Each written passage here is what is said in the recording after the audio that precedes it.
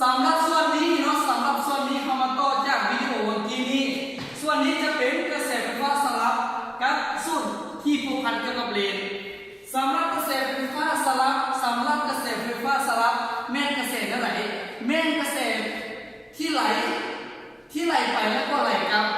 ว่าอย่างที่มันกลุ่มกันข้ามแล้วกระแสกลุ่มแม่นไหลในทิศทางเดียวแต่กระแสไฟฟ้าสลับแม่นมีการไหลไปแล้วก็ไหลกลับเอาง่ายๆแบบนี้แล้วเอาง่ายๆแบบนี้กระแสไฟฟ้าสลับมันก็จะมีสมผลกระแสไฟฟ้าสลับจะเล่าถึงเกี่ยวกับสมผลเนาะสมผลจะมีสมผลของ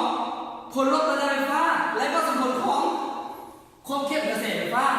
สำหรับความสมผลเนาะลิ้นพันกันสำหรับสมผลของผลลดกระแสไฟฟ้าเขาจะมี U เท่ากับ UM sin โอเมก้า T U เป็นอย่างยูละล่านี่เป็นอย่างใช่ยูละล่าเป็นขีค้านเนาะแต่ว่าผมไม่ได้คนเรื่องกัน U ในที่นี้เนาะ U ตัวนี้ U เป็นผลลดกระแสไฟฟ้ามีผลU มันเป็นโวลต์ยูละล่านี่นะแม่ผลลดกระแสไฟฟ้ามีผลมีผลเป็นโวลต์ UM ตัวนี้ UM ผลลดกระแสไฟฟ้าในสุดมีผลเป็นโวลต์เช่นเดียวกันแล้วก็คูณสิ้นโอเมก้านี่ของโอเมก้าเท่ากับ 2pf f เป็นอย่าง f เป็นความถี่ f เป็นความถี่เนาะความถี่ f มีผลเป็นอันนี้เขาเรียกว่าแฮกหรือว่าเฮิร์ตประมาณนี้แล้วf นี่จะเท่ากับ1ส่วนที่นี่เป็นเวลาห้องเรียนเนาะโอเมก้ามีผลเป็นราเดียนต่อวินาทีโอเมก้าเป็นความไวมุมเนาะโอเมก้าเป็นความไวมุมสำหรับสมผลลดกระแสไฟฟ้ามีเท่านี้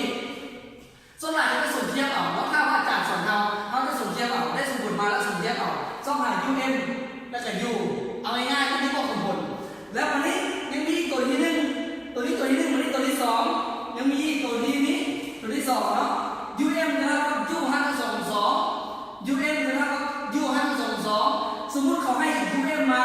แสดงว่าเขาได้ U เพราะได้เพราะเหลือตัวเดียวเบิร์ดสำหรับผลลดกระแสไฟฟ้าบัดนี้ความเข้มกระแสไฟฟ้าไอก็จะเท่ากับ IM sin โอเมก้า T ไอละล่านี่แม่นอย่างไอแม่นความเข้มกระแสไฟฟ้าที่มีผลและ UM แม่นอย่าง UM แม่นIM แม่นอย่าง IM แม่นกระแสไฟฟ้าในศูนย์เส้นเดียวกันแล้ว IM ก็จะเท่ากับ I 5 2 2ให้คล้ายกันเห็นป่ะเปลี่ยนแต่ U เปลี่ยนแต่ I เฉยๆง่ายๆเนาะสำหรับกระแสไฟฟ้าสลับหมดเท่านี้สำหรับกระแสไฟฟ้าสลับหมดเท่านี้แล้ววันนี้สำหรับเกี่ยวกับเลนมันจะมีเลนสวดแล้วก็เลนลุกเบื้องมือข้าพเจ้าเลนลุกเลนสวดสำหรับเลนมันจะมีการพันแม่น1ส่วน f เท่ากับ1ส่วน f บวก1ส่วน f ขีด f ในไหน f ในระยะสูงมีมูลเป็นแมตร s ในไหน s ในระยะของวัตถุหาเลนมีมูลเป็นแมตรเช่นเดียวกัน s ขีดในไหน s ขีดแม่นระยะแต่รูปภาพที่เกิดขึ้นหาเลนมีมูลเป็นแมตรเช่นเดียวกัน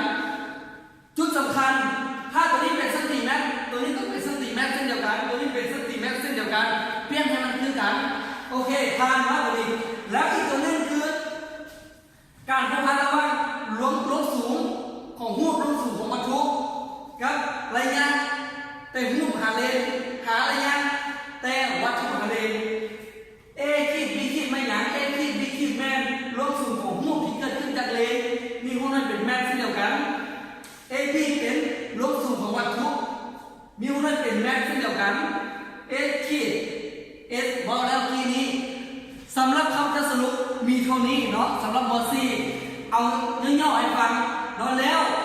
บนเฮียนะบนกระทั่งอื่นแต่เบิ้งตัวนี้ครับประกันเขาจะรับประกันเลยถ้าคนไหนที่ไล่เป็นได้เกิน 50% แน่นอนซ้ำที่เขาจะบอกได้เกิน 50% แน่นอนสำหรับคนที่อะไรอย่างเมื่อกี้นี้บอกไปแล้วมันจะสื่อว่าซ้ำตัวนี้คนที่ตั้งใจเรียนก็เบิ้งได้คนที่ตั้งใจเรียนก็เบิ้งได้เนาะรับประกันได้แน่นอนขอให้โชคดี yes